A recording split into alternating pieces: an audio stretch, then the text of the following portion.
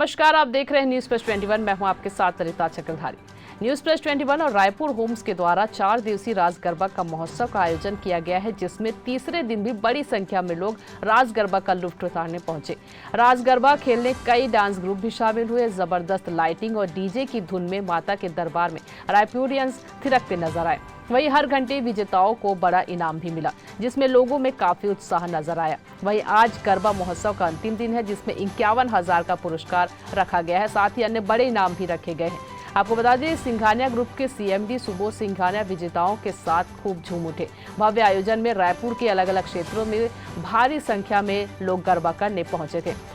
वहीं आपको बता दें कि यह आयोजन रायपुर सिटी एवं छत्तीसगढ़ के जाने माने मीडिया समूह न्यूज प्लस 21 और रायपुर होम्स की संयुक्त सहभागिता में नवरात्रि के शुभ अवसर पर club Marina Singapore city Kota में किया गया। रास गरबा का आयोजन 23 अक्टूबर तक आयोजित होगा।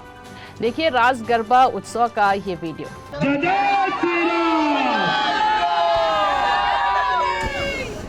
जोर से बोलो जय माता दी, सारे बोलो जय माता दी, मिलकर बोलो जय माता दी, पीछे वाले जय माता दी, आगे वाले जय माता दी, वंदे